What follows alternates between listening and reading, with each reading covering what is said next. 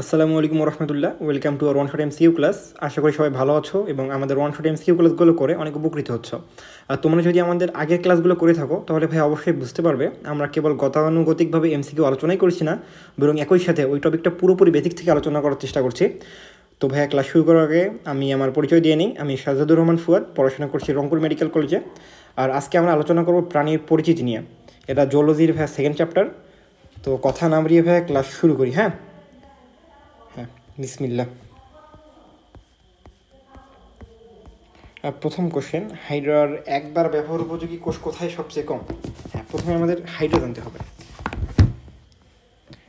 ধরো এটা একটা হাইড্রা,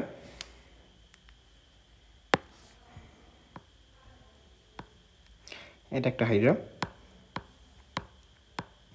হাইড্রার এগুলোকে বলে ভাই কোর্সিকা, ঠিক আছে? এগুলোকে বলে কোর্সিকা। এই পুরোটাকে বলে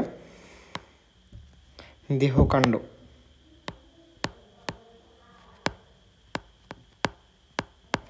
দেহকাণ্ড এটাকে বলে ভাই পদতল। আচ্ছা, ঠিক আছে। পদতল দিয়ে কী করবে ভাই? মানুষ পা দিয়ে কী করে? মানুষ পা দিয়ে চলাচল করে। অতএব হাইড্রা তার পদতল দিয়ে কী করবে? হাইড্রা তার পদতল দিয়ে এক কোনো কিছুর সঙ্গে লেগে থাকে, কোনো কিছুর সঙ্গে লেগে থাকে,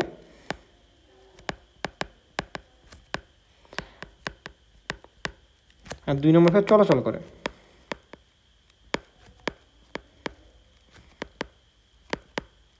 হ্যাঁ, দেহকাণ্ড। দেহকাণ্ড নিয়ে তেমন পড়াশোনা নেই। দেহকাণ্ড এর বিভিন্ন যে অঙ্গাণু আছে সেগুলোকে ধরে রাখে, যেমন শুক্রাশয়, ডিম্বাশয়। তারপর কোর্সিকা। কোর্সিকা দিয়ে ভাইয়া দুটা কাজ করে। এক, শিকার করে, হাইড্রা কোর্সিকার মাধ্যমে শিকার করে। দুই দুই কী করবে ভাইয়া? দুই, আত্মরক্ষা করে। যখন অন্য কোনো প্রাণীকে আক্রমণ করে তখন এটা আত্মরক্ষা করে, ঠিক আছে? শিকার করা এবং আত্মরক্ষা করা, ঠিক আছে। এখন এখন আমরা জানতে হবে, এখন আমাদের জানতে হবে যে হাইড্রাতে কত ধরনের কোষ পাওয়া যায়।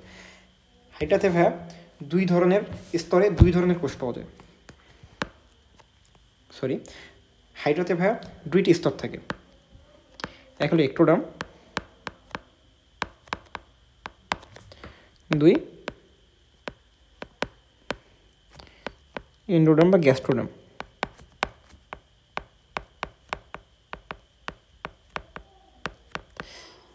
আমি এর আগের ক্লাসগুলোতে বলছি ভাইয়া, একটু মানে বাহির, ডার্ম মানে ত্বক।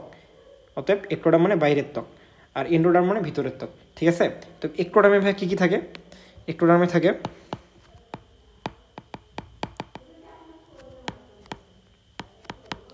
পেশিকোষ, স্নায়ুকোষ, পেশিকোষ, স্নায়ুকোষ, সংবেদী কোষ,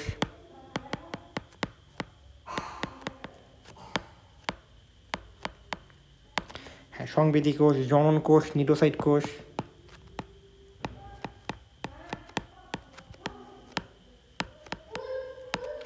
জনন কোষ,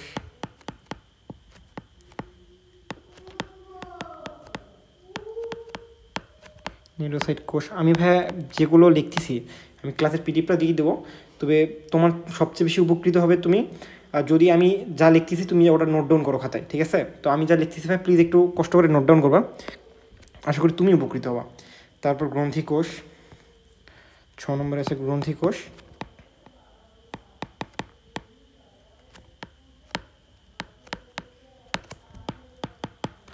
7 নম্বর আছে ইন্টারস্টিশিয়াল কোষ।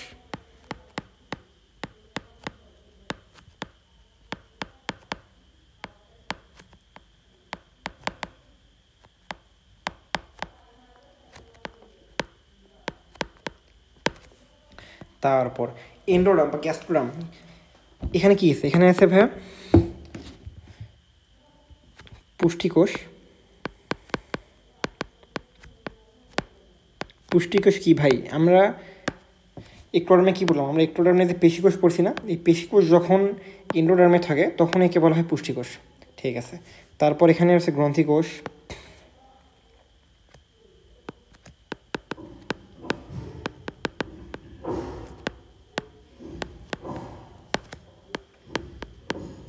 তারপর এখানে রয়েছে ইন্টারস্টিশিয়াল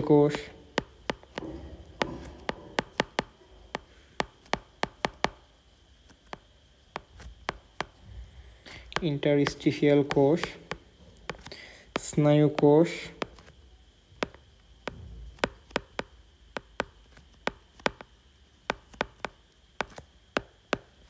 সংবেদী কোষ।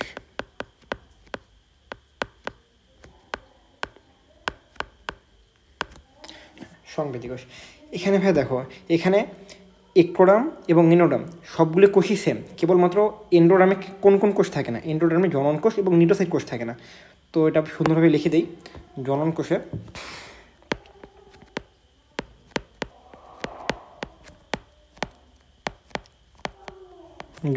কেবল জনন কোষ হবে না এটা, তবে কি থাকলো, গ্যাস্ট্রোডার্মে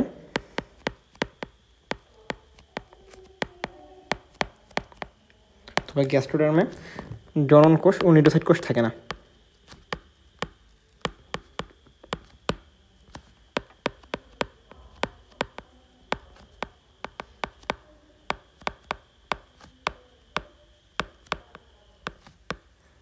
জনন কোষ ও নিউরোসাইট কোষ থাকে না।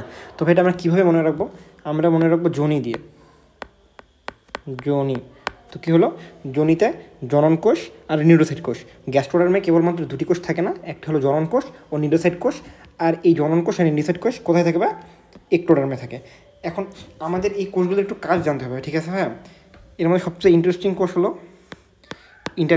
ইন্টারস্টিশিয়াল কোষ। ইন্টারস্টিশিয়াল কোষ এমন একটা কোষ, এই কোষ বিভাজিত হয়ে হাইড্রার যে কোনো অঙ্গ গঠন করতে পারে। এই কোষ বিভাজিত হয়ে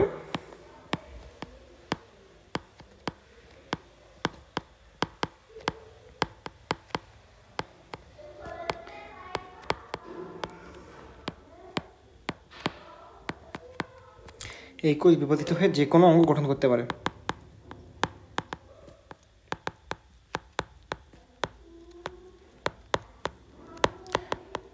তাই তুমি যদি হাইড্রার মনে করো কোষিকাকে কেটে দিলা, কোষিকা কেটে দিলে কী হবে, এই ইন্টারস্টিশিয়াল কোষ বিভাজিত হয়ে আবার কোষিকা গঠন করবে। আবার হাইড্রাকে তুমি উল্লম্ব বরাবর কাটলা, তাহলে কী হবে, তোরটুক কাটলা, ওরটুক থেকে আবার নতুন একটা হাইড্রা গঠন হবে।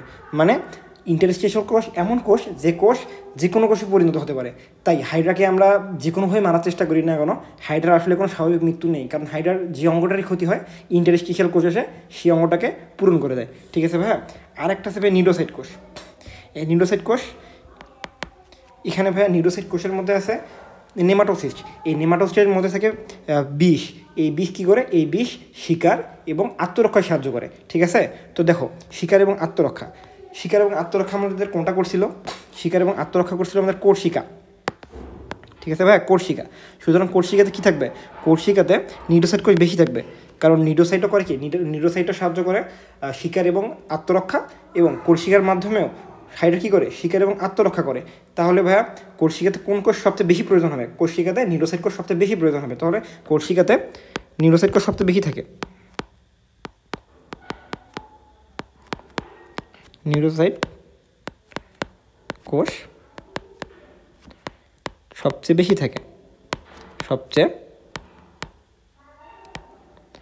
বেশি থাকে, আবার যদি আমরা ভাই পদতলে যাই, এই পদতল কী করবে ভাই?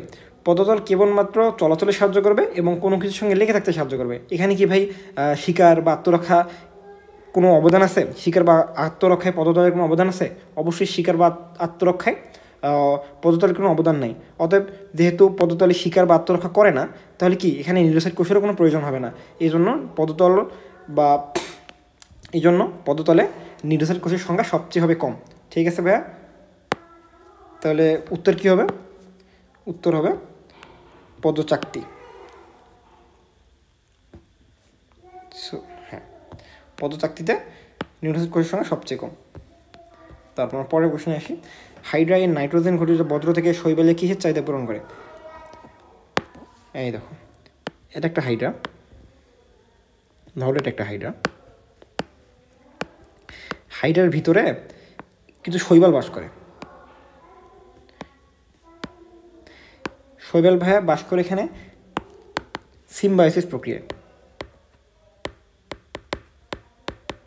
সিম্বায়োসিস মানে হাইড্রাও শৈবাল দ্বারা উপকৃত হয় এবং হাইড্রার মাঝখানে যে শৈবালগুলো বাস করে সেই শৈবালগুলো হাইড্রার দ্বারা উপকৃত হয়। শৈবাল কীভাবে উপকৃত হয়? শৈবাল হাইড্রার মধ্যে একটা শেল্টার পাচ্ছে, আবার এর রেচনের ফলে যেসব নাইট্রোজেন ঘটিত বজ্র তৈরি হচ্ছে ওই নাইট্রোজেন ঘটিত বজ্র দিয়ে এর আমিষের চাহিদা পূরণ করে। ঠিক আছে, হাইড্রার রেচনের ফলে যে নাইট্রোজেন ঘটিত বজ্র তৈরি হচ্ছে সেই নাইট্রোজেন ঘটিত বজ্র দিয়ে শৈবাল তার আমিষের চাহিদা পূরণ করে। তো এখানে কী বলছে? হাইড্রার নাইট্রোজেন ঘটিত বজ্র থেকে শৈবাল কিসের চাহিদা পূরণ করে? আমি একটু আগে বললাম ভাই, ওটা কিসের চাহিদা হবে? প্রোটিনের চাহিদা। ঠিক আছে, মানে পরের কোশ্চেনে আসি। হাইড্রাতে অন্তঃকোষীয় পরিপাক ঘটে কোথায়? আমরা একটু আগে ভাই পড়লাম, দেখো হাইড্রাতে পুষ্টিকোষ এসে হাইড্রার এই পুষ্টিকোষ পরিপাকে সাহায্য করে। এই হাইড্রার পুষ্টিকোষ আবার ভাই দুই প্রকার।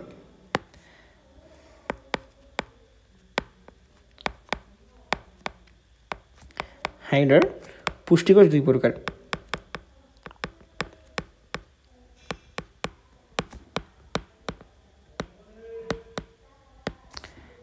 এক ফ্লাজেলাযুক্ত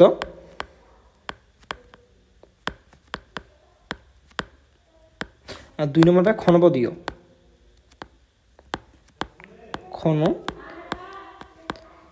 বা ক্ষণপদযুক্ত।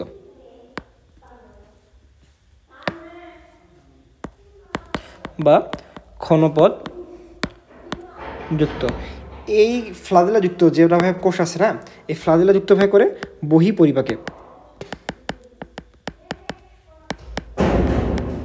বহিঃপরিপাকে এবং যে ক্ষণপদীয় কোষ আছে এই ক্ষণপদীয় কোষ ভাবে করে অন্তঃপরিপাকে।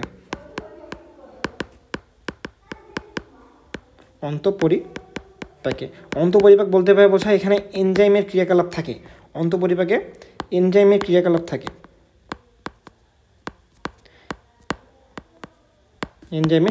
থাকে।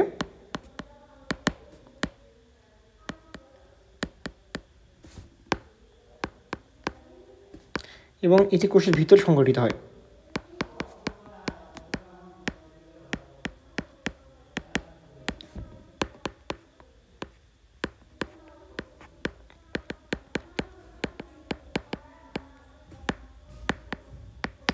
তো আমরা কোশ্চেনে আবার আসি, হাইড্রাতে অন্তঃকোষীয় পরিপাক ঘটে কোথায়? অন্তঃকোষীয় পরিপাক ঘটে অবশ্যই ক্ষণপদযুক্ত কোষে। আর এখানে যদি আমরা ফ্লাজেলাযুক্ত কোষ পাইলাম, এই ফ্লাজেলাযুক্ত কোষে ভাইয়া বহিঃকোষীয় পরিপাক ঘটে। হাইড্রার কোন ধরনের নেমাটোসিস্টে হিপনোটক্সিন ধারণ করে? হাইড্রার নেমাটোসিস্ট আমরা একটু পরে পড়লাম ভাই কি, দেখো হাইড্রার অনেকগুলো কোষের মধ্যে একটা আছে নিউরোসাইট কোষ। এই যে হাইড্রার নিউরোসাইট কোষ, এই নিউরোসাইট কোষের মধ্যে থাকে ভাই নেমাটোসিস্ট। ঠিক আছে, নিডারিয়া পর্বে হাইড্রা অবশ্যই নিডারিয়া পর্বের প্রাণী। নিডারিয়া পর্বে নেমাটোসিস দেখা যায়। নিডারিয়া পর্বে মোট 23 ধরনের নেমাটোসিস দেখা যায়। 23 ধরনের নেমাটোসিস দেখা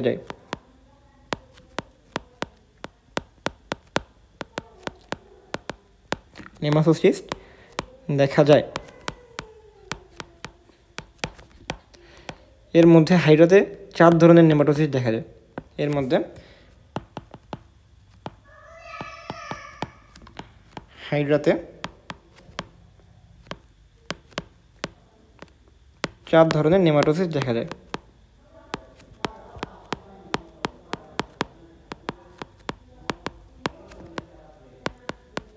বা থাকে। 4 ধরনের কী কী ভাই? একটা হলো পেনিট্রেন্ট,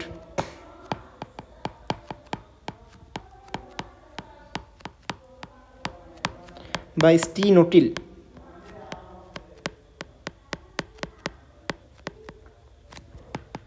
তারপর ভলভ্যান্ট,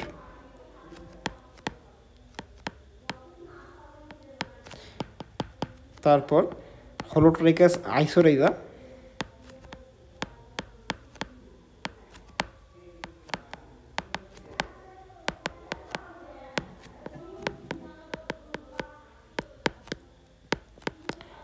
তারপরে ভাই অ্যাট্রাইকাস আইসোরাইজা। হলোট্রাইকাস মানে এই নেমাটোসিস্টের মানে পুরো দেহেই থাকবে কাটা। হলো মানে পুরো বা পূর্ণ, আর ট্রাইকাস মানে কাটা। মানে এখানে যে নেমাটোসিস্টটা থাকবে সেই নেমাটোসিস্টের পুরো দেহেই কাটা থাকবে। আর অ্যাট্রাইকাস আইসোরাইজা ট্রাইকাস আইসোরাইজা।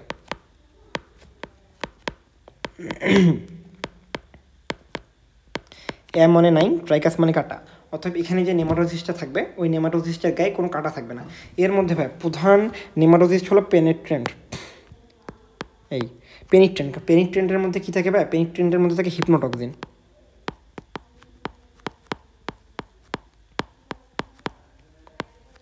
টক্সিন মানেই বিষ, অতএব এটা অবশ্যই একটা বিষ হবে। টক্সিন মানেই বিষ, অতএব হিপনোটক্সিন একটা বিষ। হিপনোটক্সিনটা কী কী দিয়ে তৈরি এটা একটু ইম্পর্টেন্ট। হিপনোটক্সিনে থাকে ভাইয়া প্রোটিন প্লাস ফেনল।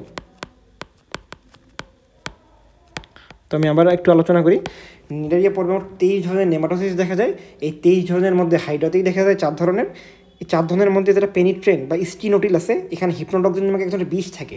এই বিষটা তৈরি হয় প্রোটিন এবং ফেনল দিয়ে। ঠিক আছে?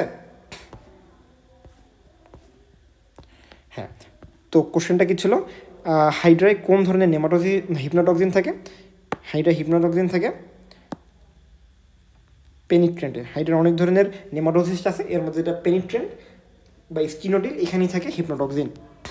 পরে কোশ্চেনে আসি, কোন নেমাটোসিস্টে হিপনোটক্সিন থাকে? এই তো পেনিট্রেন্ট। এক কোশ্চেন দুইবার আসছে নাকি? পরের কোশ্চেন আসে, কোন প্রাণীতে টোটিপোটেন দেখা যায়? টোটিপোটেন ধরনের কোষ দেখা যায়। আমি একটু আগে যখন তোমাদের ইন্টারস্টিশিয়াল কোষ পড়াইছিলাম, তখন আমি ইন্টারস্টিশিয়াল কোষে পড়াইছিলাম যে ইন্টারস্টিশিয়াল কোষ এমন একটা কোষ যে কোনো অঙ্গে বিভাজিত হতে পারে। কোনো একটা প্রাণীর যখনই কোনো একটা অঙ্গ ক্ষতি হয় বা প্রয়োজন হয়, তখন ইন্টারস্টিশিয়াল কোষ বিভাজিত হয়ে ওই অঙ্গে পরিণত হয়। এই ধরনের বৈশিষ্ট্যকে বলা হয় টোটিপোটেন্ট। ঠিক আছে? টোটিপোটেন্ট। তো কোন প্রাণীতে টোটিপোটেন্ট দেখা যায়? অবশ্যই হাইড্রা। ঠিক আছে? হ্যাঁ। পরে কোশ্চেনে আছে, প্রাণীর টিস্যু রসে কোন উপাদান থাকলে হাইড্রা তাকে শিকার করে? আসলে হাইড্রা যেসব প্রাণীকে শিকার করে, ওইসব প্রাণীর দেহে যদি গ্লুটাথিয়ন থাকে, গ্লুটাথিয়ন নামক যদি রাসায়নিক পদার্থ থাকে, তাহলে হাইড্রা আকৃষ্ট বোধ করে বা হাইড্রাকে এটি আকর্ষণ করে, ফলে হাইড্রা প্রাণী থেকে শিকার করে। ঠিক আছে? তো প্রাণীর টিস্যু রসে কোন ধরনের উপাদান থাকলে হাইড্রা থেকে শিকার করে? এটা হবে গ্লুটাথিয়ন। হাইড্রাতে 2 ধরনের চলন থাকে। প্রথম লুপিং।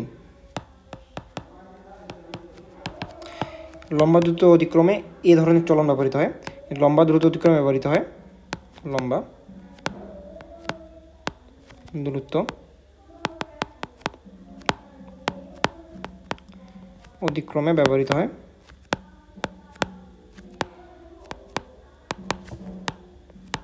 একে ঝোঁকের চলন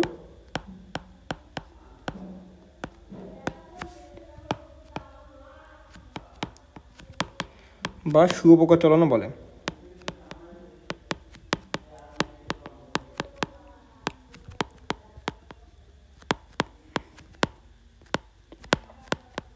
তো আমি যদি এটা একটা চিত্র আঁকি, ধরো এটা মাটি, এটা একটা হাইড্রা স্বাভাবিক অবস্থায় আছে। এটা কি করবে? কলসিকা দিয়ে মাটি স্পর্শ করবে। ঠিক আছে? হ্যাঁ। তারপর আবার কি করবে? এই যে কলসিকা, এর পদতল কলসিকার কাছে আনবে। এভাবেই এটি চলতে থাকবে। দেখো তো এখানে একটা লুপ তৈরি করলো না? লুপ মানে কিন্তু ফাঁস। এই যে এই জায়গাটা একটা লুপ তৈরি করলো না? লুপ মানে ফাঁস।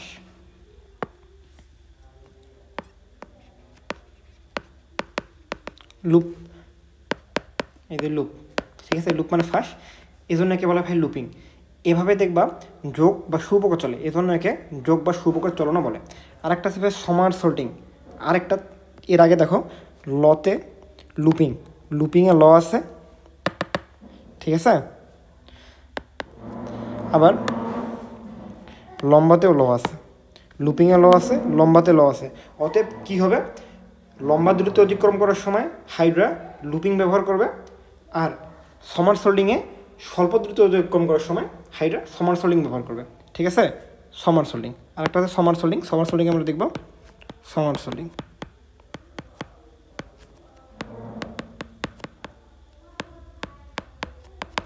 সামারসল্টিং প্রথম হলো স্বল্প দূরত্ব অতিক্রম, স্বল্প দূরত্ব অতিক্রমেরই ব্যবহৃত হয়, ঠিক আছে।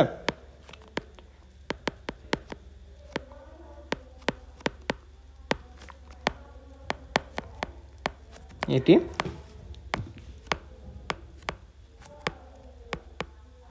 ব্যবহৃত হয়। আমরা যে চিত্র আঁকি,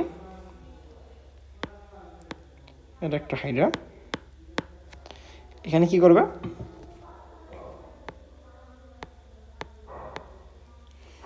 এটা কলসিকে দিলে পদতল স্পর্শ করবে আগের মতোই, আবার কলসিকে দিয়ে একদম সোজা হবে। তারপর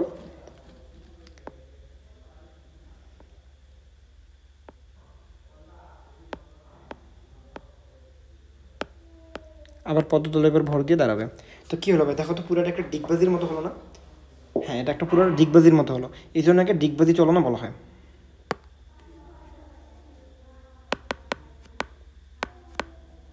একে ডিগবাজি চলনও বলে।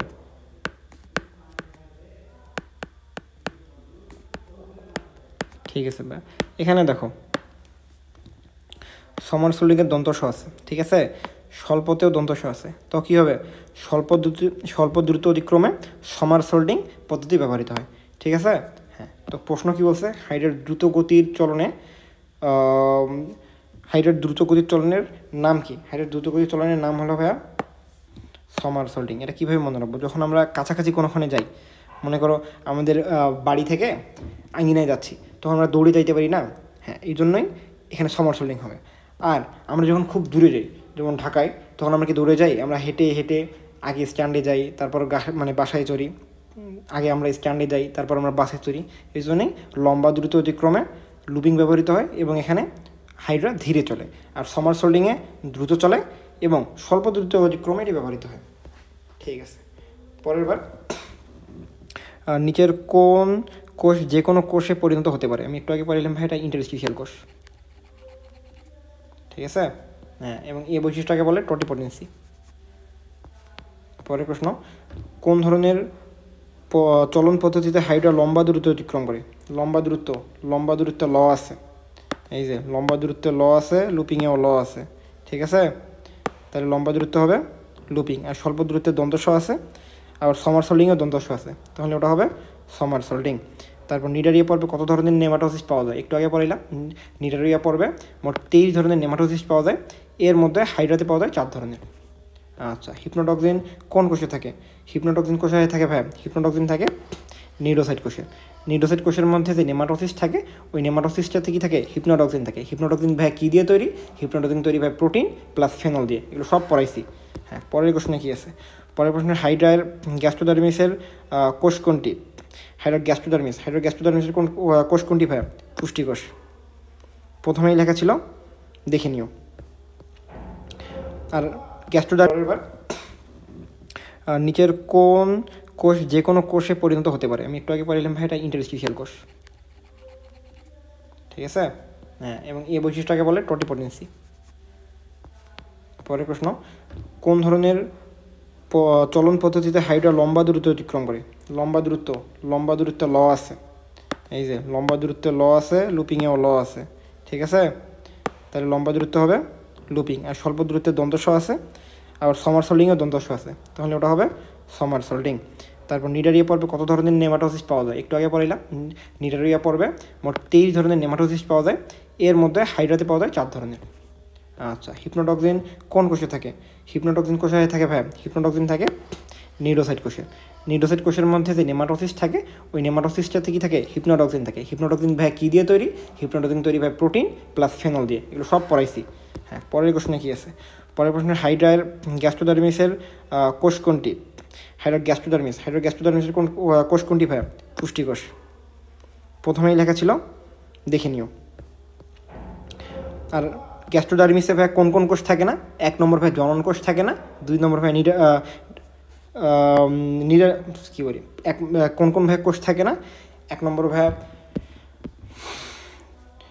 নিউরোসাইট কোষ থাকে না, 2 নম্বর ভাই জনন কোষ থাকে না। পরের প্রশ্নে আমরা আসি, হাইড্রা এর দেহের ভার কর্ষিকার উপর স্থাপন করে কর্ষিকাকে পায়ের মতো ব্যবহার করে চলাচল কী বলে? চলাচলকে ভাই হাঁটা বলে। সরি, হাইড্রার অনেক ধরনের চলন আছে, তবে যে চলনে কর্ষিকার উপর ভর করে পায়ের মতো, তো হাইড্রার ভাই অনেক ধরনের চলন আছে, এর মধ্যে যে চলনে দেহের ভার কর্ষিকার উপর স্থাপন করে কর্ষিকাকে পায়ের মতো ব্যবহার করে তাকে ভাইয়া হাঁটা বলে। ঠিক আছে, হাইড্রার কোন কোষ ধরনের চলনকে যোগ চলন বলে? সরি, হাইড্রার কোন ধরনের চলনকে যোগের চলন বলে? যোগের চলন ভাই কোনটাকে বলছি? যোগের চলন ভাই কোনটাকে বলছি? দেখো, হাইড্রা কইরে এই যে লুপিং, লুপিংয়ে দেখো যোগের চলন করা হয়েছিল লুপিং, লুপিংয়ে একে শুয়োপোকা চলনও বলে, যোগের চলনও বলে। তাহলে এবার যোগের চলন কোনটা? যোগের চলন হবে ভাই লুপিং। ঠিক আছে, আরে যোগের চলন লুপিং। আচ্ছা, পরের প্রশ্ন, হাইড্রার ক্ষেত্রে প্রযোজ্য ওরিও প্রতিসাম্য। আমরা যদি তুমি জলদির ফার্স্ট চ্যাপ্টারটা আমার কাছে করে থাকো তাহলে আমি প্রতিসাম্যতা নিয়ে আলোচনা করছি। ওখানে প্রতিসাম্যতা বা ওরিও প্রতিসাম্যতার দুইটা উদাহরণ ছিল, একটা পড়াইছিলাম আমি হাইড্রা আর একটা হলো জেলিফিশ। তাহলে অবশ্যই এটা হবে, হাইড্রা হবে। কোয়ানোসাইট কোষ থাকে, আমি ওই চ্যাপ্টারে আলোচনা করছি, কোয়ানোসাইট থাকে ভাই পরিফেরা পর্বে বা স্পঞ্জে। ঠিক আছে, তো হাইড্রা তো ভাই নিডারিয়া পর্বের, অতএব এটা হবে না। সিলেন্ড্রন থাকে, হ্যাঁ হাইড্রার, এই দেখো হাইড্রার যে দেহ গহ্বরটা আছে না, এইটা একে ভাই বলে সিলেন্ট্রন।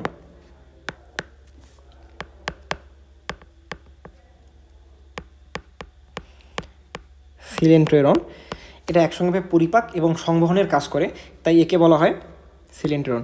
একে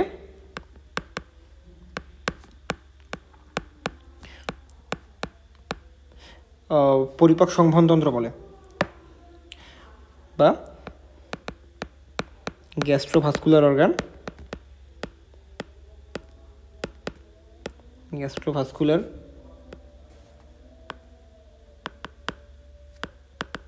অঙ্গ বা পরিপাক সংবহনতন্ত্র বলে, কারণ একসঙ্গে পরিপাকও করে সংবহনও করে, পরিপাক সংবহনতন্ত্র বলে।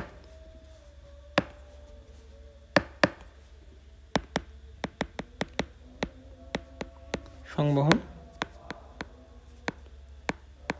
তন্ত্র বলে। ঠিক আছে, তাহলে উত্তর কী হলো ভাইয়া? ওরিও প্রতিসাম্য আর এবং সিলেন্ট্রন থাকে 1 এবং 3। আমরা পরের কোশ্চেনে আসি। পরের প্রশ্ন আছে, ঘাস ফড়িংয়ের স্থিমিত আলোতে দর্শনের ক্ষেত্রে কোনটি প্রযোজ্য? হাইড্রা ভাইয়া ঘাস ফড়িং দুভাবে দেখে বা দুটি পরিস্থিতিতে দেখে, দুভাবে দেখে। এক, স্থিমিত আলোতে,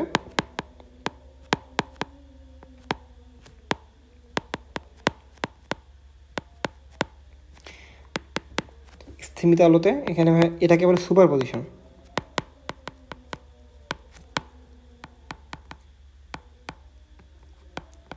আসলে আজকে আমার বাসায় আমার গেস্ট আসছে, একটু চিল্লি মনে হয়, একটু কনসিডার করি। হ্যাঁ, তারপর আরেকটা আছে উজ্জ্বল আলোতে।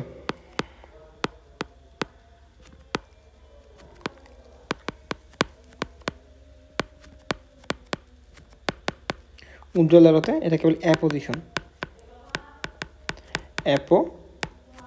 অ্যাপোজিশন বা মোজাইক। হ্যাঁ, তো কী আছে, ঘাস ফড়িং স্থিমিত আলোতে দর্শনের ক্ষেত্রে নিচের কোনটি? স্থিমিত আলোতে, স্থিমিত আলোতে কী পড়েছি? স্থিমিত আলোতে পড়েছি সুপার পজিশন। দেখো, স্থিমিত আলোতে পড়াইছি সুপার পজিশন। তাহলে স্থিমিত আলো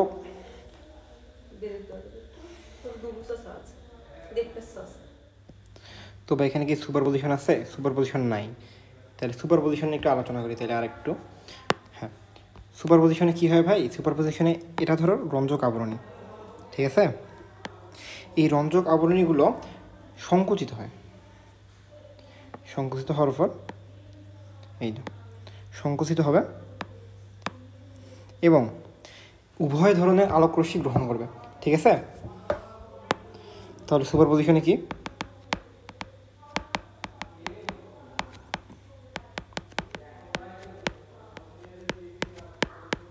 সুপারপজিশনের রঞ্জক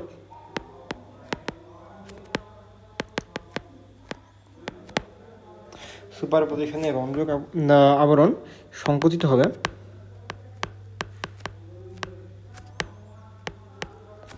এবং যদি সংকুচিত হবে তাহলে উভয় ধরনের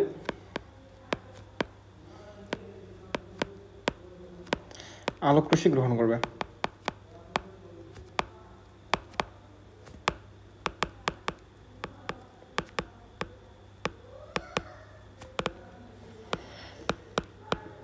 উভয় ধরনের বলতে কী বোঝায় ভাই? উভয় ধরনের বলতে বোঝায় যে একদম যে উল্লম্ব বরাবর আলোকরশ্মি আসছে ওই আলোকরশ্মি গ্রহণ করবে, আবার একদম একটু অ্যাঙ্গেল করে দেওয়া আসছে ওই ধরনের আলোকরশ্মি গ্রহণ করবে। ঠিক আছে? তো কী কী আছে? স্পষ্ট বিম্ব তৈরি হয় না, অ্যাপোজিশন তৈরি হয় না। স্পর্শ বিন্দু বা অ্যাপোজিশন তৈরি হয় কোথায় ভাই? তৈরি হয় উজ্জ্বল আলোতে। আর উভয় আলোকরশ্মি গ্রহণ করে রঞ্জক আবরণী প্রসারিত হয় না, রঞ্জক আবরণ এখানে সংকুচিত হবে, এটা হবে সংকুচিত। আর উভয় ধরনের আলোকরশ্মি গ্রহণ করে, হ্যাঁ এটা হবে উভয় ধরনের আলোকরশ্মি গ্রহণ করে। তারপর পরের প্রশ্ন আছে, পতঙ্গের পায়ের কক্সা পরবর্তী অংশ কি? এই তো আমি একটা ভাই তোমাদের জন্য পিক্সেল আনছি, অবশ্য দেখা যাচ্ছে কিনা জানি না। এই দেখো, এটা একটা পতঙ্গ বা ঘাস ফড়িংয়ের পা।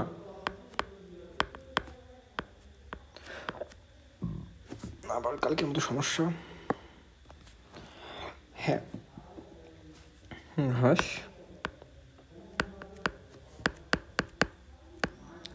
ফড়িংয়ের পা। ঘাস ফড়িংয়ের প্রথমে কী ভাবে থাকে? প্রথমে থাকে ককজা, তারপর থাকে ট্রোকেন্টর, তারপর থাকে ফিমার, টিবিয়া, তারপর কাটানা, থাকে টার্সাস, তারপর নখর। ঠিক আছে? বা টার্সোমিয়ার বলে যাকে। তো কী থাকে প্রথমে? প্রথমে থাকে ভাই ককজা, তারপরে থাকে হলো ট্রোকেন্টর, ককজা ট্রোকেন্টর, তারপর থাকে ভাই ফিমার, দেন থাকে টিবিয়া, তারপর কি থাকে ভাই? টিবিয়ার পর থেকে টার্সাল। এই তো এখানে কি থাকে? টার্সাস,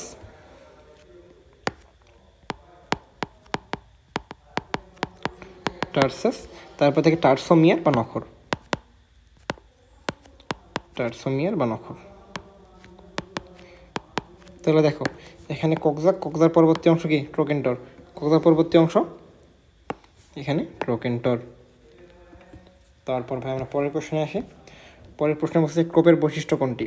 ক্রোপ, ক্রোপ ভাই কি? ক্রোপ একটা হলো পৌষ্টিক নালীর একটা অংশ। এটা কি হইল? ধরলাম এটা একটা ঘাস ফড়িংয়ের পৌষ্টিক নালী, এটা ধরলাম আমরা মুখছিদ্র। তারপর এটা ধরলাম গলবিল, গলবিলের ভাই পরের অংশে থেকে ক্রোপ। ঠিক আছে? গলবিলের পরের অংশে থেকে ক্রোপ। ক্রোপের কিছু বৈশিষ্ট্য আছে। এক, ক্রোপে খাদ্যবস্তু কিছু সময়ের জন্য জমা হয়, খাদ্যবস্তু কিছু সময়ের জন্য জমা হয়, কিছু সময়ের জন্য জমা হয়,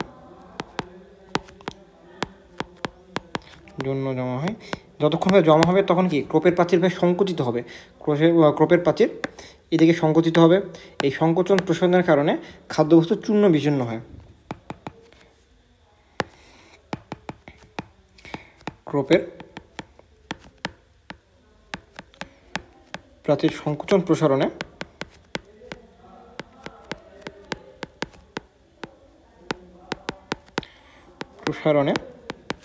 খাদ্যবস্তু চূর্ণ বিচূর্ণ হয়,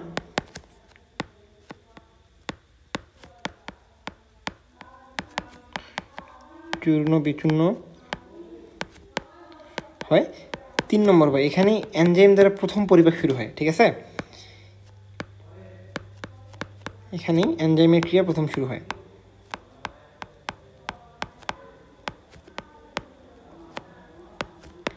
এনজাইমের ক্রিয়া শুরু হয়। তাহলে দেখো ভাইয়া, ক্রোপের বৈশিষ্ট্য কি? খাদ্যবস্তু চূর্ণ বিচূর্ণ করে। 2 নম্বর বৈশিষ্ট্যের সঙ্গে মেলে। তো কী হবে? খাদ্যবস্তু চূর্ণ বিচূর্ণ করে। পরের প্রশ্ন হচ্ছে ঘাস ফড়িংয়ের হৃৎপিণ্ড কত প্রকোষ্ঠ বিশিষ্ট? ঘাস ফড়িংয়ের হৃৎপিণ্ড ভাইয়া দেখতে অনেকটা এমন, 2 3 4 5 6 7। ঘাসফড়িংয়ের হৃৎপিণ্ড ভাবে এমন, এটা 7 প্রকোষ্ঠ বিশিষ্ট। 1 2 3 4 5 6 7। তো কয় প্রকোষ্ঠ বিশিষ্ট ভাইয়া? 7 প্রকোষ্ঠ বিশিষ্ট। হ্যাঁ, আমরা পরের প্রশ্নে আসি। পরের প্রশ্ন, ঘাসফড়িংয়ের হেপাটিক সিকা কয়টি? ঘাসফড়িংয়ের হেপাটিক সিকা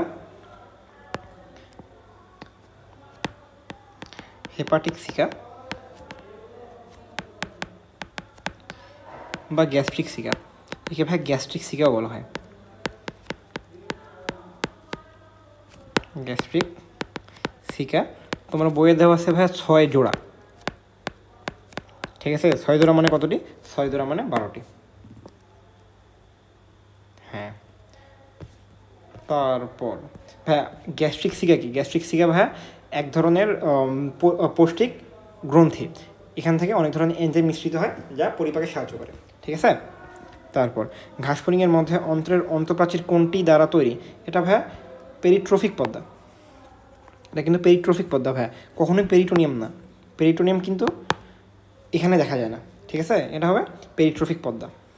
হ্যাঁ, ঘাসফড়িং নিম থেকে পূর্ণাঙ্গ অবস্থায় পরিণত হতে কয়বার খোলস ত্যাগ করে? এটা ভাইয়া 5 বার। একটু মুখস্থ রেখেও, এটা 5 বার। ঠিক আছে, ঠিক হ্যাঁ। इसके बाद ঘাসফড়িং প্রধান শ্রবণাঙ্গ কতটা কোন খণ্ডকে অবস্থান করে? ঘাসফড়িংকে ভাইয়া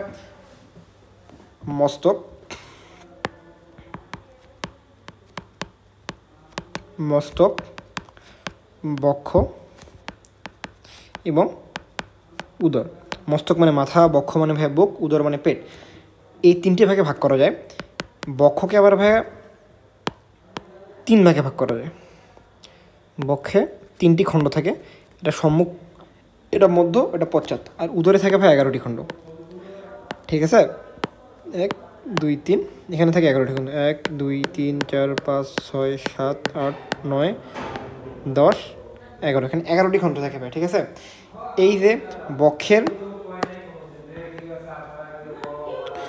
বক্ষের যে প্রথম খণ্ডটা আছে, প্রথম খণ্ডে ভাইয়া উভয় দিকেই একটি থলি থাকে, একে থাকে শ্রবণ থলি, একে বলা হয়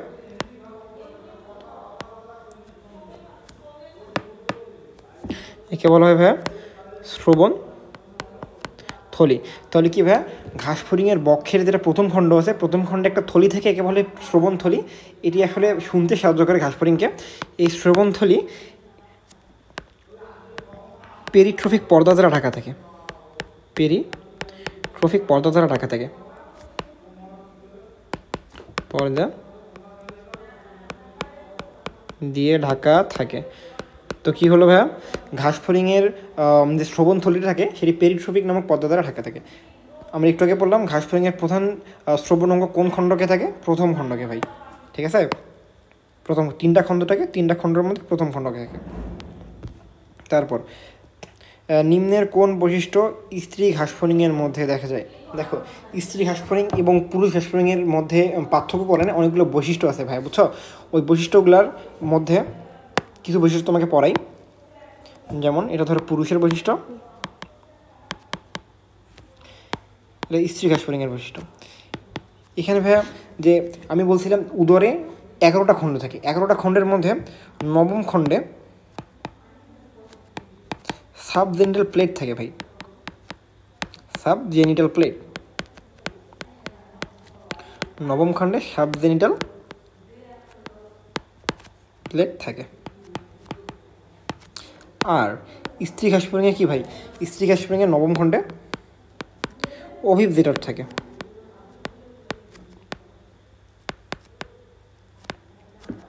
অভিবজেটর থাকে। অভিবজেটর ভাই কী থাকো তো? ওভো নাম শুনছিলা? ওভো মানে ভাই ডিম। তো অভিবজেটর কী হবে? এই অঙ্গনটা ডিম পারবে। ওভো মানে যেহেতু ডিম, এটা দিয়ে ডিম পারবে। ঠিক আছে, তারপর 10ম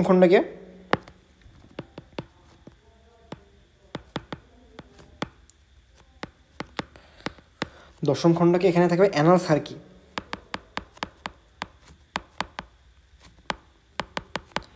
অ্যানালসার্কি স্ত্রী ঘাসফড়িং এটি অপ্রয়োজনীয়, তাই এখানে থাকে না, অ্যানালসার্কি থাকে না।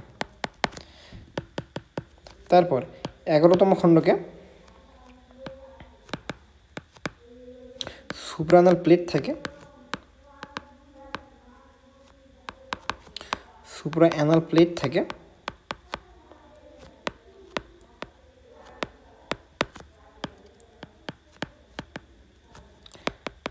এখানে নবম এবং দশম একত্রে কিছুটা মিলিত হয়। নবম খণ্ড ও দশম খণ্ড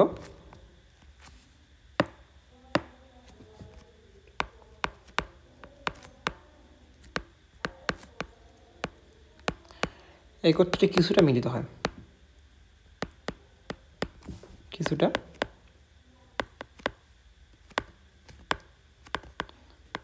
মিলিত হয়। তো কি স্ত্রী ঘাসফড়িংয়ের বৈশিষ্ট্য কোনটা ভাই? অভিবজটর। একটু আগে বললাম অভিবজটর, অভিমনোডিম। তো অভিবজটর দিয়ে কী করবে? ডিম পারবে। ঠিক আছে। হ্যাঁ, পরের প্রশ্ন আছে রেটিয়া মিরাবিলা রুই মাছের কোন অঙ্গে দেখা যায়? আসলে রেটিয়া মিলা কি, রেটিয়া মিরাবিলা কি? রুই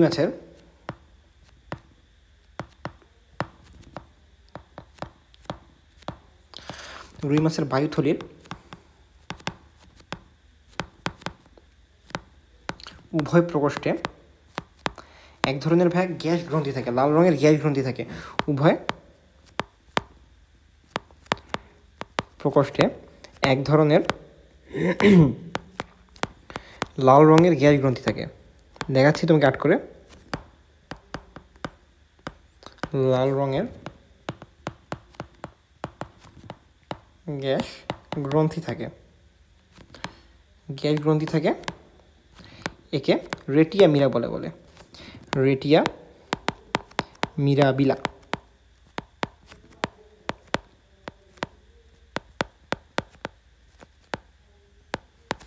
রেটিয়া মিরাবিলা।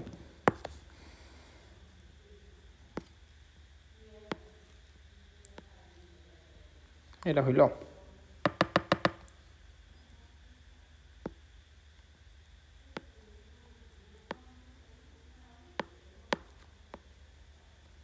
ধরো এটা একটা গ্যাস গ্রন্থি, সরি এটা একটা বায়ুথলি। বায়ুথলির মধ্যে একটু ভুল হইল, এটাই তো আমি লাল রং দিয়ে ফেলেছি। তো গ্যাস গ্রন্থি কীভাবে দেখাবো? পাগল পাগল মাথা খারাপ হয়েছে আমার।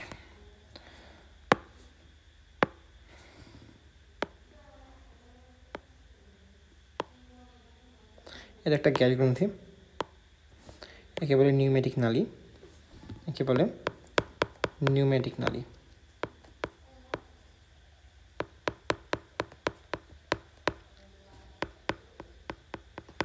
নিউমেটিক নালী। এখানে একটা ভাবে প্রকোষ্ঠ, এখানে একটা প্রকোষ্ঠ, উভয় প্রকোষ্ঠেই লাল রঙের কিছু গ্যাস গ্রন্থি থাকে এমন। ঠিক আছে, এদের বলে রেটিয়া মিরাবিলা।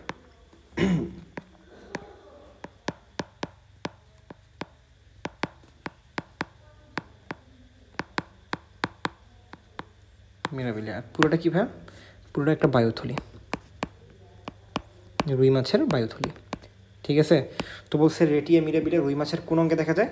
অবশ্যই ওটা হবে বায়ুথলি। ঠিক আছে, পরের প্রশ্নে আসি। ঘাসফড়িংয়ের ট্রাকিয়াল তন্ত্রের অনুক্রমিক বিন্যাস কি? ঘাসফড়িংয়ের ট্রাকিয়াল তন্ত্র ভাইয়া শ্বসনে সাহায্য করে, মানে বাতাস থেকে অক্সিজেন গ্রহণ করে না, আর শরীরে শ্বসনের ফলে যে কার্বন ডাইঅক্সাইডটা তৈরি হলো ওই কার্বন ডাইঅক্সাইড ছাড়তে।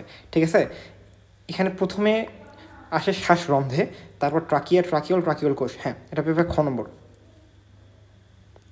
প্রথমে আসে শ্বাসরন্ধ্রে বাতাস বা অক্সিজেন, তারপর ট্রাকিয়াতে যায়, ট্রাকিয়া থেকে ট্রাকিওল, তারপর ট্রাকিওল কোষ। আবার যখন আমরা কার্বন ডাইঅক্সাইডের বেলায় দেখি, প্রথমে কোষ থেকে আসে ট্রাকিওল কোষে, তারপর ট্রাকিওল কোষ থেকে ট্রাকিওল থেকে আবার ট্রাকিয়া থেকে আবার শ্বাসরন্ধ্রের মাধ্যমে বাতাসে মুক্ত হয় কার্বন ডাইঅক্সাইড। ঠিক আছে, পরের প্রশ্নে আসে ওমাটোডিয়ামের কোন অংশ আলো প্রতিসরণে সাহায্য করে? ওমাটোডিয়াম ঘাসফড়িংয়ে ভাইয়া দর্শনের একক হলো ওমাটোডিয়াম। ঘাসফড়িংয়ে আসলে পুঞ্জাক্ষী থাকে। আমাদের হলো সরলাক্ষী, কিন্তু ঘাসফড়িং হলো পুঞ্জাক্ষী। ঘাসফড়িংয়ে পুঞ্জাক্ষী থাকে। এই পুঞ্জাক্ষীর একক হলো ওমাটেরিয়াম। ঘাসফড়িংয়ের পুঞ্জাক্ষীর একক হলো ওমাটেরিয়াম।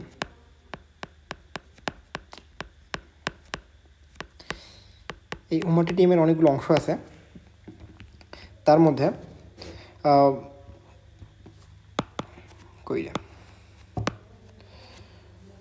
একটা ক্রিস্টালাইন কোন,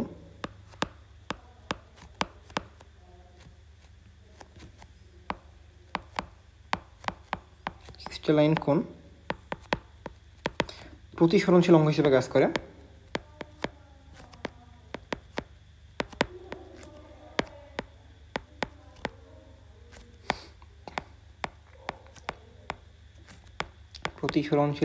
কাজ করে।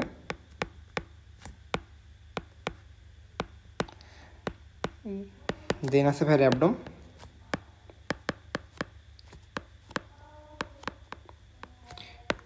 র্যাবডমে প্রতিবিম্ব গঠিত হয়,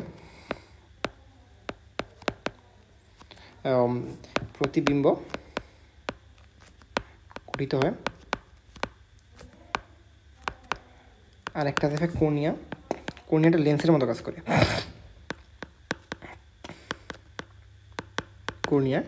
এটি লেন্সের মতো কাজ করে।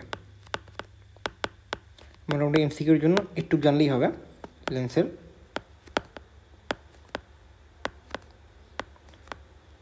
মতো কাজ করে। ঠিক আছে, তো কি ওমাটেরিয়ামের কোন অংশ আলোক প্রতিসরণে সাহায্য করে? দেখো তো প্রতিসরণে কোনটা ছিল ভাই? ক্রিস্টালাইন কোন। হ্যাঁ, ক্রিস্টালাইন কোন কোষ।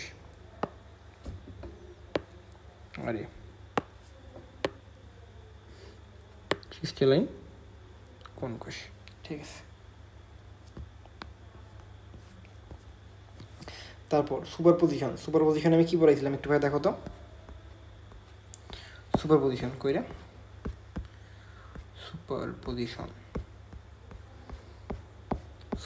কি তৈরি হয়? সুপারপজিশনে স্থিমিত আলোতে সুপারপজিশন হয়। হ্যাঁ, স্থিমিত আলোতে সুপারপজিশন আর উজ্জ্বল আলোতে অ্যাপোজিশন। ঠিক আছে, সুপারপজিশনে কী হবে? সুপারপজিশনে রঞ্জক আবরণী সংকুচিত হবে এবং উভয় ধরনের রশ্মি গ্রহণ করবে। এখানে কি আছে?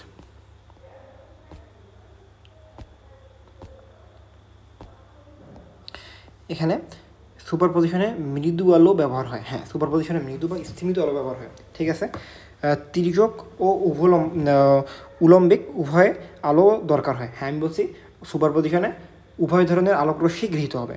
বস্তুর ভিন্ন ভিন্ন অংশের পৃথক প্রতিবিম্ব তৈরি হয় না, বস্তুর ভিন্ন ভিন্ন অংশের পৃথক প্রতিবিম্ব তৈরি হয়, এটাকে বলে ভাই মোজাইক।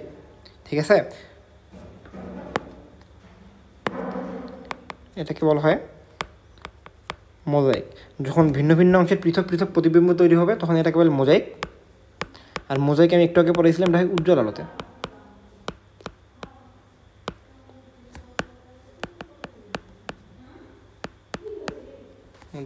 পরের প্রশ্নে আমরা আসি, ঘাসফড়িংয়ের পায়ের অংশ কোনটি?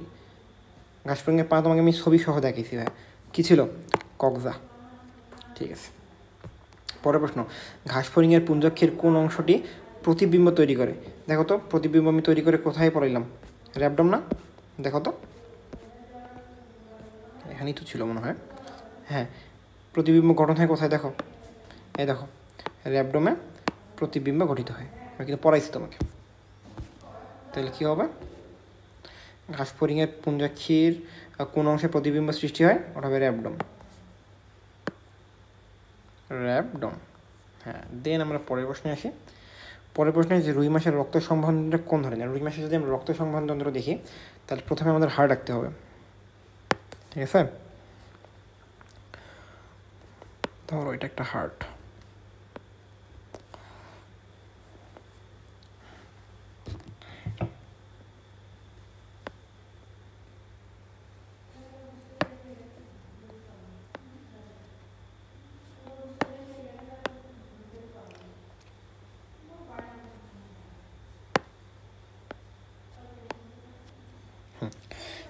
দেখো প্রথমে কি হবে? প্রথমে কোনো অর্গানে এর মেটাবলিজম রিয়াকশন হবে, হওয়ার পর কার্বন ডাইঅক্সাইড তৈরি হবে ভাই। ঠিক আছে, কার্বন ডাইঅক্সাইড যুক্ত রক্ত, এই কার্বন ডাইঅক্সাইড যুক্ত রক্ত প্রথমে যাবে এখানে, এটাকে বলে ভাই সাইনাস ভেনোসাস, ঠিক আছে, একটুকে বলে সাইনাস ভেনোসাস।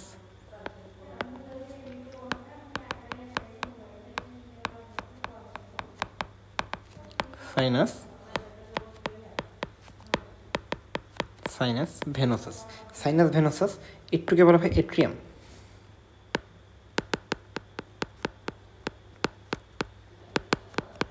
এট্রিয়াম, এই প্রকোষ্ঠটাকে বলে ভেন্ট্রিকল।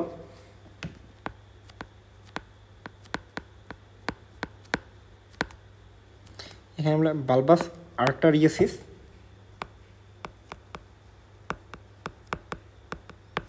বালবাস আর্টারিওসিস, একেবারে ভেন্ট্রাল অ্যারোটা।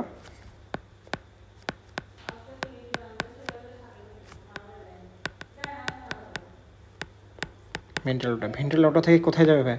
ভেন্ট্রাল অ্যারোটা থেকে যাবে ফুলকাতে।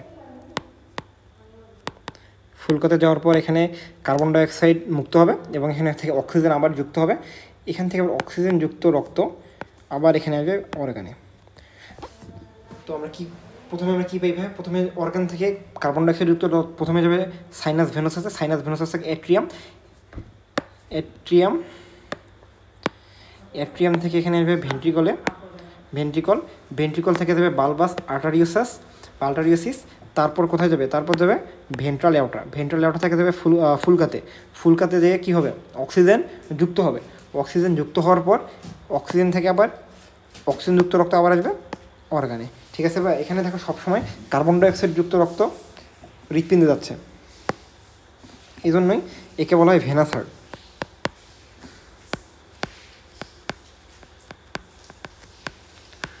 হার্ট।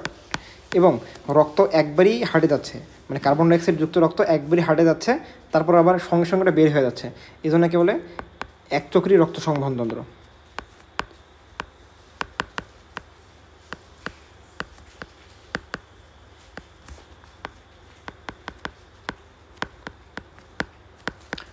রক্ত সংবহন তন্ত্র, ঠিক আছে। তো কি রুই মাছের রক্ত সংবহন তন্ত্র কোন ধরনের? বলছিলাম কি একটু আগে বললাম, হয় একচক্রী হবে, নাইলে কী হবে? ভেনাস। হ্যাঁ, তো একচক্রী। তারপর নিচের কোনটি ঘাসফড়িংয়ের স্ত্রী প্রজনন তন্ত্রের অংশ? স্ত্রী প্রজনন তন্ত্রের অংশ পেতে হবে স্পার্মাথিকা। অনেকেই মনে করতে পারো যে যেহেতু ভাই স্পার্ম আছে, স্পার্ম মানেই তো শুক্রাণু মানেই তো ওটা পুং জননতন্ত্রের অংশ।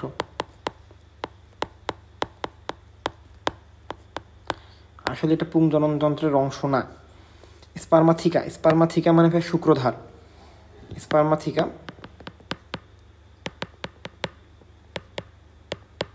মানে শুক্রাধার। সঙ্গমের ফলে স্ত্রী প্রজননতন্ত্রে যে শুক্রাণু যায় সেটি স্পার্মাথিকা ধারণ করে, এজন্য কেবল হয় স্পার্মাথিকা বা শুক্রাণুধার, এবং এটি থেকে স্ত্রী ঘাসফড়িংয়ের দেহে, অতএব হবে স্ত্রী প্রজননতন্ত্রের অংশ, ঠিক আছে। পরের প্রশ্ন, পেরিট্রিয়াম কোথায় অবস্থান করে? পেরিট্রিয়াম ভাই অবস্থান করে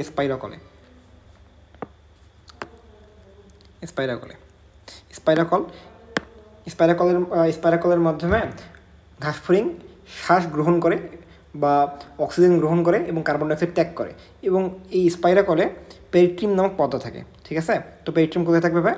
স্পাইরাকলে। দেন অভিবজেটর কততম খণ্ডকে আসে? আমি বলছি একটু আগে, অভিবজেটর কোথায় থাকে? অভিবজেটর থাকে ভাই নবম খণ্ডকে, ঠিক আছে। আর এটা থাকে স্ত্রী ঘাসফড়িংয়ে।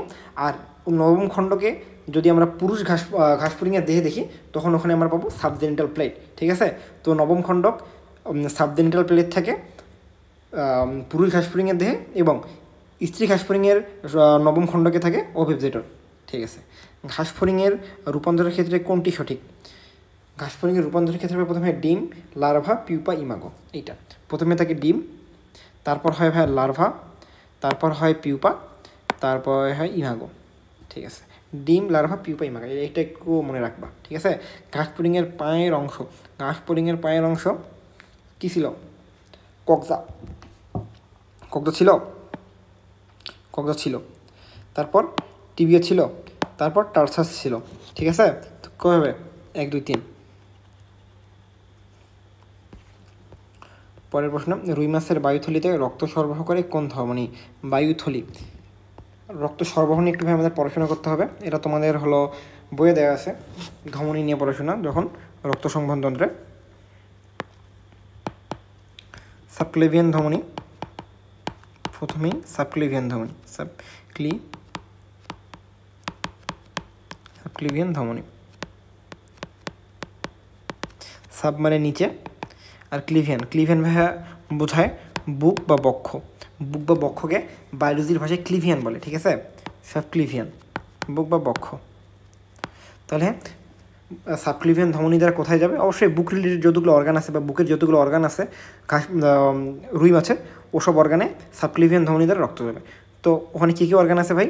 অর্গান আছে বক্ষ বা বুক, পাখনা, বক্ষ পাখনা, তারপর বক্ষচক্র, তারপর সিলিয়াকো মেসেন্ট্রিক বলতে ভাই পরিপাক রিলেটেড বোঝায়, ঠিক আছে?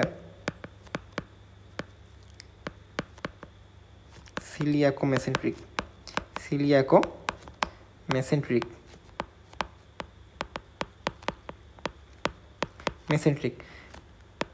পরিপাক রিলেটেড, পরিপাক অঙ্গে, ঠিক আছে? পরিপাক অঙ্গ কী আছে? পরিপাক অঙ্গের মধ্যে আছে ভাইয়া পাকস্থলী, অন্ত্র,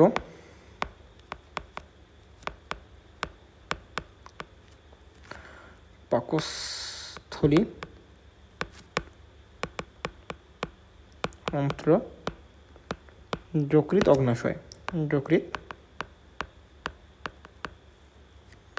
অগ্নাশয়, মলাশয়। তারপর আছে প্যারাইটাল।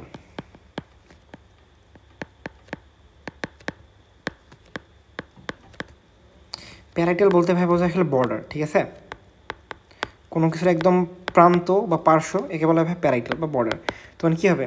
দেহ প্রাচীরে একদম কোনো দেহের বর্ডার না, হ্যাঁ, এই জন্য হবে দেহ প্রাচীরে। প্যারাইটাল ধমনীর মাধ্যমে কোথায় যায়? দেহ প্রাচীরে রক্ত যায়। তারপর আছে ভাই রেনাল বলতেই তো ভাই কিডনি বোঝায়। রেনাল বলতেই তো কিডনি বা বৃক্ক বোঝায়। রেনাল বলতেই বৃক্ক বা কিডনি বোঝায়। তো কোথায় রক্ত যাবে? অবশ্যই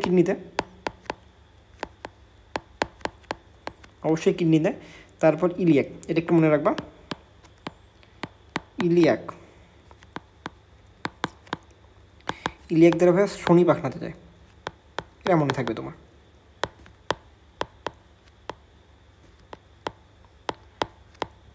শনি পাখনাতে যায়, ঠিক আছে? তো রুই মাছের বায়ুথলিতে রক্ত সংবহন করে কোন ধমনী?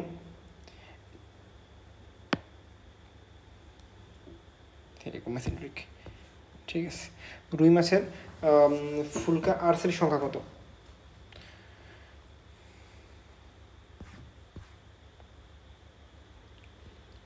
হ্যাঁ, রুই মাছের ভাই গলবিলীয় অঞ্চলে কতটি ফুলকা ছিদ্র থাকে? দেখো, রুই মাছের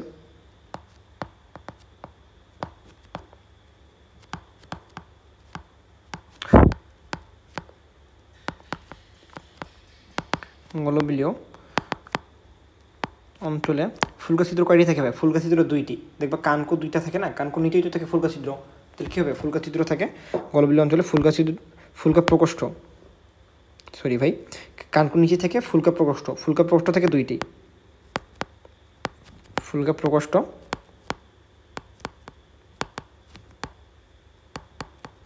যখন আমরা হৃৎপিণ্ড আট করছিলাম,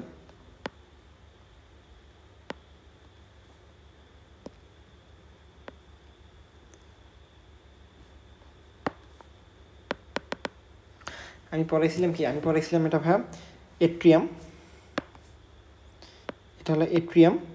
এটা হলো ভেন্ট্রিকল।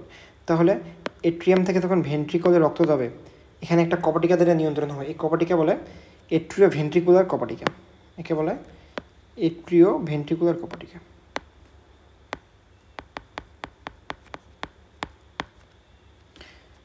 এট্রিও ভেন্ট্রিকুলার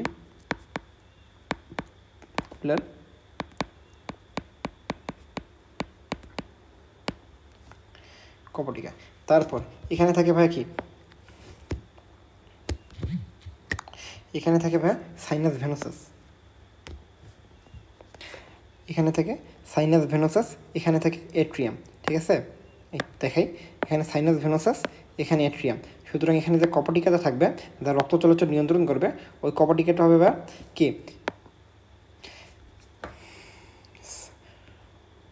ওই কপটিকা হবে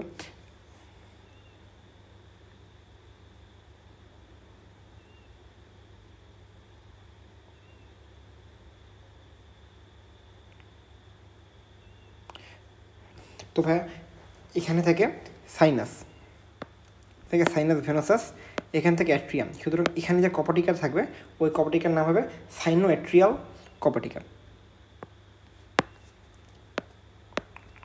সাইনো অ্যাট্রিয়াল কপটিকা, সাইনো অ্যাট্রিয়াল কপটিকা। তারপর এখানে কী আছে ভাই, রুই মাছের হৃৎপিণ্ডে কোন ধরনের কপটিকা বিদ্যমান? দেখো তো, অলিন্দ নিলয়, এট্রিও ভেন্ট্রিকুলার। আচ্ছা ভাই, অলিন্দ, এট্রিয়ামের নামই কিন্তু ভাই অলিন্দ। ঠিক আছে,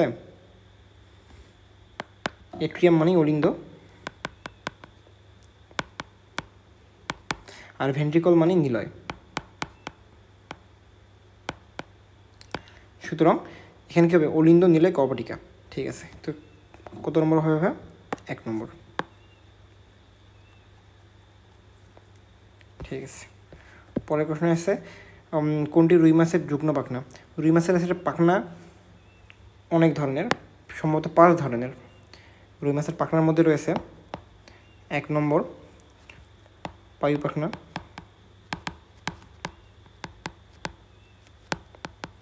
পাখনা, বক্ষ পাখনা,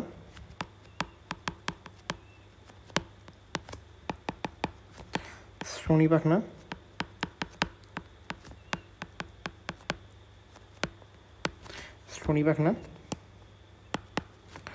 পুচ্ছ পাখনা,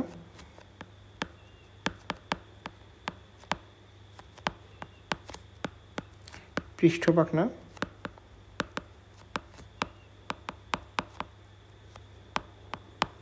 অনেকটা পায়ু পাখনা।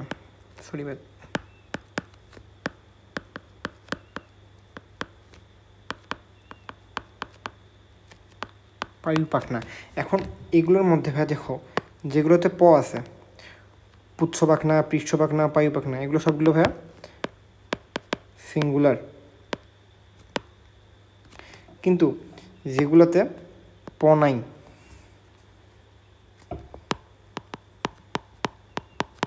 নাই, ওগুলো হলো ডাবল।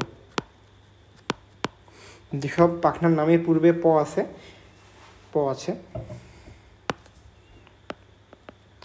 আছে, সেগুলো হবে সিঙ্গুলার, আর যেগুলো পাখনার নামের পূর্বে প নাই সেগুলো হলো ভাই ডাবল। তো রুই মাছের কোন পাখনা যুগ্ন মানে ডাবল? দেখো কোনটাতে প নাই, দেখো বক্ষতে প নাই, বাকি সবগুলোতেই প আছে। সুতরাং বক্ষ পাখনা হলো যুগ্ম ধরনের। তারপর রুই মাছের আইস ভাই চূর্ণ ক্লোজন তন্তুতে গঠিত। ঠিক আছে, এপিডার্মাল স্তর থেকে সৃষ্ট, এটাও ঠিক আছে, প্রধান প্রতিরক্ষাকারী অঙ্গ। হ্যাঁ, কাজ করে। এখানে অনেক ধরনের গ্যাস থাকে, তবে ভাই এখানে কখনো কার্বন ডাইঅক্সাইড কিন্তু থাকে না। ঠিক আছে, বায়ুথলিতে কখনো কার্বন ডাইঅক্সাইড থাকে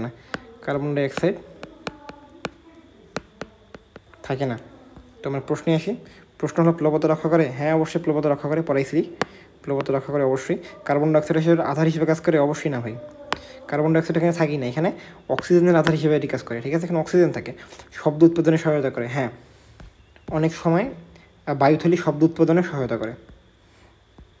শব্দ উৎপাদনের মাধ্যমে কি করে, যখন প্রজনন ঋতু আসে অনেক সময় অনেক মাস শব্দের মাধ্যমে তার যৌন সঙ্গীকে ডাকে। ঠিক আছে, এই শব্দ তৈরিতে সাহায্য করে বায়ুথলি। তো কী হবে ভাই? 1 ও 3। আচ্ছা, পরের প্রশ্নে আমরা আসি। পরের প্রশ্নটা এটা কি, এটা একটা রুই মাছ। এটি চারটি ফুলকা থাকে না, 4টি ফুলকেই থাকে, 4 জোড়া ফুলকা থাকে। একটু পড়াইলাম। আরে ভাই ক্লাস নিচ্ছি আমি, কইলাম না, কইলাম যে কথা কর না, এক কথা বারে বারে কল লাগে।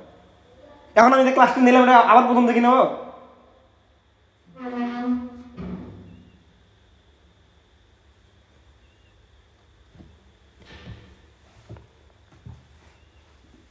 তবে কি রুই মাছের ফুলকা কয়টি?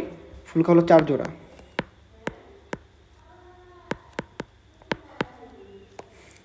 তারপর ধর, তো ভাই উপরের ফিগারটা কি ছিল? উপরের ফিগারটা ছিল একটা বায়ুথলি।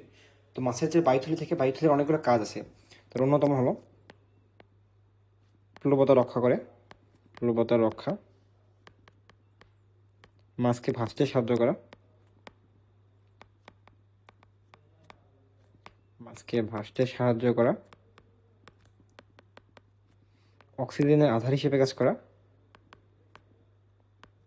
অক্সিজেনের আধার হিসেবে কাজ করা, ইভেন শব্দ করা। শব্দ করে ভাই, শব্দ কখন করে? যৌন সঙ্গমের সময় তার যৌন সঙ্গীকে ডাকতে সে শব্দ করে। হ্যাঁ, তাহলে প্রশ্ন কি আছে? উদ্দীপকটির কাজ, উদ্দীপক মানে বায়ুথলি, বায়ুথলির কাজ প্লবতা রক্ষা করা। হ্যাঁ, অবশ্যই প্লবতা রক্ষা করা, ঠিক আছে। তারপর ছিল কার্বন ডাই অক্সাইডের আধার হিসেবে কাজ করা। অবশ্যই কার্বন ডাই অক্সাইডের আধার হিসেবে কাজ করে না, এটা অক্সিজেনের আধার হিসেবে কাজ করে।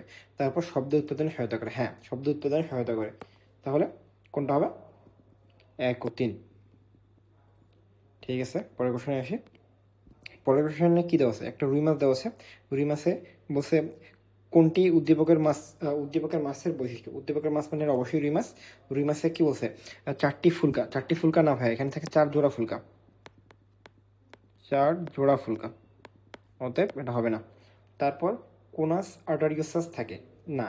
আমি যখন তোমাদের রুই মাছের হার্ট পড়াইছি তখন এখানে দেখাইছি বালবাস আর্টারিওসাস, বালবাস আর্টারিওসাস, ভেন্ট্রিকলের পরেই থাকে বালবাস আর্টারিওসাস, আর্টারিওসাস। ইভেন তোমার বইয়ে বালবাস আর্টারিওসাসের পরেই লেখা আছে এখানে বালবাস আর্টারিওসাস থাকে, তবে কোনাস আর্টারিওসাস থাকে না। মানে তোমার বই হুবহু লেখা আছে যে কোনাস আর্টারিওসাস থাকে না,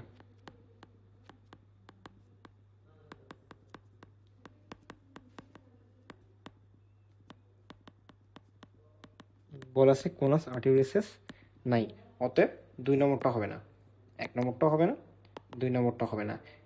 এক চক্র হৃৎপিণ্ড, হ্যাঁ আমি তোমাকে তখন হার্ট পড়িয়েছি তখন দেখাইছি একে কেন এক চক্র হৃৎপিণ্ড বলা হয়, একটু আগে দেখলেই পাওয়া। ঠিক আছে, হেটারো সার্কেল লেজ, অবশ্যই এখানে হেটারো সার্কেল লেজ হবে না, হেটারো সার্কেল লেজ হবে না। হেটারো সার্কেল লেজ মানে রুই মাছের পুচ্ছ পাখনা যেটা আছে, পুচ্ছ পাখনা 2টা খণ্ডে বিভক্ত, একটা খণ্ড এবং 2টা খণ্ডই যদি সমান হয় তখন তাকে বলা হয় হোমো সার্কেল লেজ। যেহেতু রুই মাছের 2টা খণ্ডই সমান, তাহলে এটা হলো হোমো সার্কেল লেজ, হোমো সার্কেল। কিন্তু এখানে বলা আছে হেটারো সার্কেল। হেটারো সার্কেল আসলে ভাইয়া কোন দিক থেকে দেখা যায়? রুই মাছ যেহেতু একটিনেপ্টেরিজি, তাহলে এটা হবে না। তুমি যদি একটিনোপ্টেরিজি, সার্কোপ্টেরিজি, তারপর এই হেটারো সার্কেল, হোমো সার্কেল বুঝতে চাও তাহলে তুমি আমার প্রথম ক্লাসটা করতে পারো জুওলজির, ওখানে আমি এইসব নিয়ে বিস্তারিত আলোচনা করছি প্রথম অধ্যায়ের উপর। তারপর এখানে কি আছে ভাই? উল্লেখিত অঙ্গটি নিম্নের কোন প্রাণীতে দেখা যায়? উল্লেখিত অঙ্গটা কি? অবশ্যই এটা বায়ুথলি। বায়ুথলি কোথায় দেখা যাবে? মাছে দেখা যাবে, ইজি কোশ্চেন। তারপর উদ্দীপকে উল্লিখিত অঙ্গে কী কী পাওয়া যায়? উল্লিখিত অঙ্গ মানে বায়ুথলি। বায়ুথলিতে আসলে ভাই অক্সিজেনও পাওয়া যায়, নাইট্রোজেনও পাওয়া যায় এবং কার্বন ডাইঅক্সাইডও পাওয়া যায়, তবে কোনো হাইড্রোজেন গ্যাস পাওয়া যায় না, তবে হাইড্রোজেন গ্যাস পাওয়া যায় না, পাওয়া যায় না। তাহলে এখানে 3টাই হবে, অক্সিজেন, কার্বন ডাইঅক্সাইড, নাইট্রোজেন, 3টাই পাওয়া যায়। ঠিক আছে, পরের প্রশ্ন। রুই মাছের হৃৎপিণ্ড 2টি প্রকোষ্ঠযুক্ত এবং এটি সাইনা অ্যাট্রিয়াল কপটিকে বিদ্যমান। ও আচ্ছা, এটা কি? হ্যাঁ, সাইনা অ্যাট্রিয়াল কপটিকা সহ বিভিন্ন কপটিকে বিদ্যমান। হ্যাঁ, উক্ত অঙ্গটি কি? উক্ত অঙ্গটি অক্সিজেনযুক্ত রক্ত পরিবহন করে। অবশ্যই অক্সিজেনযুক্ত রক্ত পরিবহন করে না। আমি যখন তোমাকে হার্ট পড়াইছি তখন দেখাইছি রুই মাছের হার্ট কেবলমাত্র কার্বন ডাইঅক্সাইড যুক্ত রক্ত পরিবহন করে, এই জন্য একে ভেনাস হার্ট বলা ছিল। কার্বন ডাইঅক্সাইড যুক্ত রক্ত, কার্বন ডাইঅক্সাইড যুক্ত রক্ত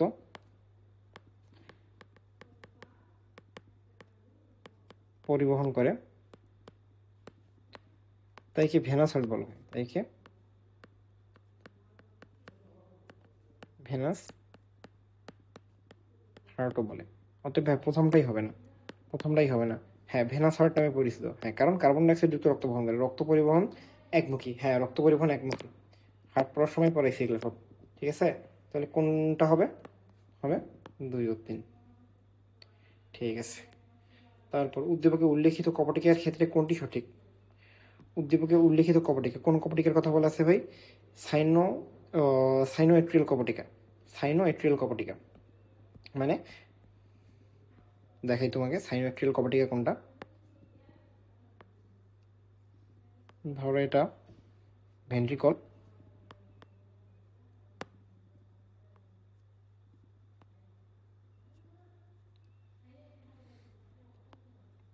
এটা সাইনাস ভেনোসাস,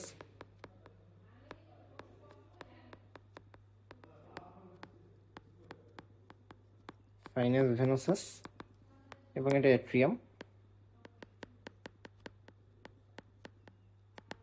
এখানে যে কপাটিকাটা থাকবে ওটাকেই বলে সাইনোএট্রিয়াল কপাটিকা।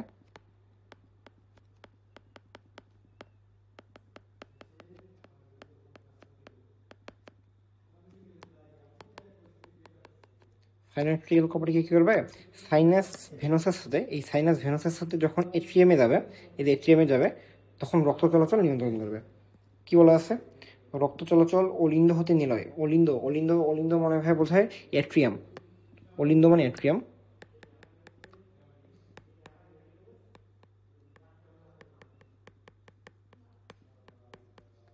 এট্রিয়াম আর ভেন্ট্রিকল মানে হয় নিলয়।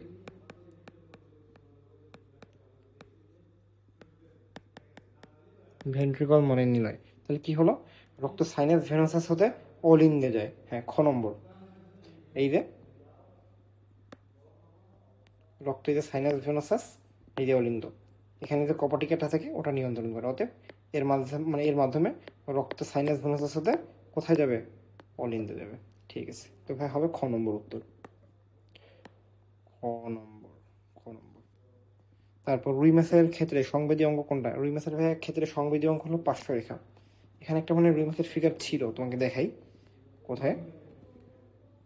এই যে দেখো, রুই মাছের এইখানে একটা ভাইয়া পার্শ্বরেখা থাকে, এটা হলো রুই মাছের সংবেদী অঙ্গ। ঠিক আছে? এর মাধ্যমে পানিতে অক্সিজেনের পরিমাণ বা পানির দূষণ এগুলোয় করতে পারে, ধরতে পারে। তারপর রুই মাছের পটকাতে কোন গ্যাস থাকে না? একটু আগে বলেছিলাম সব ধরনের গ্যাসই থাকে, তবে কেবলমাত্র থাকে হাইড্রোজেন গ্যাস, লিখে দিছিলাম। তারপর এটা কি? এটা ভাই একটা রুই মাছের আইস, বুঝছো? আইসের এই যে বিভিন্ন দাগগুলো দেখতেছ, এই যে দাগগুলো দেখতেছ, এই দাগগুলোকে বলে সার্কুলি, বুঝছো? এবং এর মাঝখানে কিছু কিছু দাগ আছে একদম মোটা, আইসের মধ্যে কিছু কিছু দাগ অনেক মোটা, এগুলোকে বলা হবে অ্যানুলি। অ্যানুলি দেখে কোনো একটা মাছের বয়স নির্ধারণ করে দেয়। ঠিক আছে? তো এই চিহ্নিত অংশটির নাম কি? এই চিহ্নিত অংশটির নাম আমি বলছি, এই চিহ্নিত অংশ হলো সার্কুলি। সার্কুলি, আর সার্কুলি যখন ভাই মোটা হবে তখন ওটা হবে অ্যানুলি। ঠিক আছে? দাগ দাগগুলো হলো সার্কুলি, আর সার্কুলি যখন একদম মোটা হবে, যা দেখে রুই মাছের বয়স নির্ণয় করা যাবে, তখন একে বলা হয় অ্যানুলি। ঠিক আছে? উদ্দীপকের চিত্রের ক্ষেত্রে প্রযোজ্য, এটি অস্থি দ্বারা গঠিত। হ্যাঁ, আইস অস্থি দ্বারা গঠিত। অ্যানুলি থাকে, হ্যাঁ অ্যানুলি থাকে। সার্কুলি যখন মোটা হয় তখন তাকে অ্যানুলি বলে। বয়স নির্ধারণ করা যায়, বয়স ও বৃদ্ধি নির্ণয় করা যায়। হ্যাঁ, অ্যানুলি দেখে বয়স ও বৃদ্ধি নির্ণয় করা যায়। তাহলে কোনটা হবে ভাই? 1, 2 ও 3। ঠিক আছে। তারপর এটা কি বলছে রে? এ নম্বর, এ নম্বর কি হবে? এ নম্বর হবে সাইনাস ভেনোসাস। এ নম্বর সাইনাস ভেনোসাস। 2 নম্বর কি হবে? সাইনাস ভেনোসাসের পরে থাকে এট্রিয়াম, এট্রিয়ামের পরে ভেন্ট্রিকল, ভেন্ট্রিকলের পরে কি থাকে ভাই? বালবাস আর্টারিওসাস, বালবাস আর্টারিওসাস। তবে কি বলছে উদ্দীপকে এ ও বি এর অংশের নাম কি? এ যদি হয় সাইনাস ভেনোসাস, তাহলে বি হবে কি? এট্রিয়াম। সাইনাস ভেনোসাস এবং এট্রিয়াম, হ্যাঁ ঘ নম্বরে আছে। ঠিক আছে। ও ভাই, শেষ আজকে এই পর্যন্তই। আমাদের সঙ্গে ক্লাসটি করার জন্য তোমাকে ধন্যবাদ। আশা করি তুমি ক্লাসটি করার পর তুমি আবার প্র্যাকটিস করবা, আর আশা করি তুমি সবগুলো নোট করছো এবং একটু ভাইয়া রিভাইজ দিয়ে, বুঝছো? এটা তোমারই ভালোর জন্য। তো ভাইয়া দেখা হচ্ছে পরের ক্লাসে। আসসালামু আলাইকুম রহমতুল্লাহ। প্রিমিসে ভাইয়া কোন কোন কোষ থাকে না? 1 নম্বর ভাই জনন কোষ থাকে না, 2 নম্বর ভাই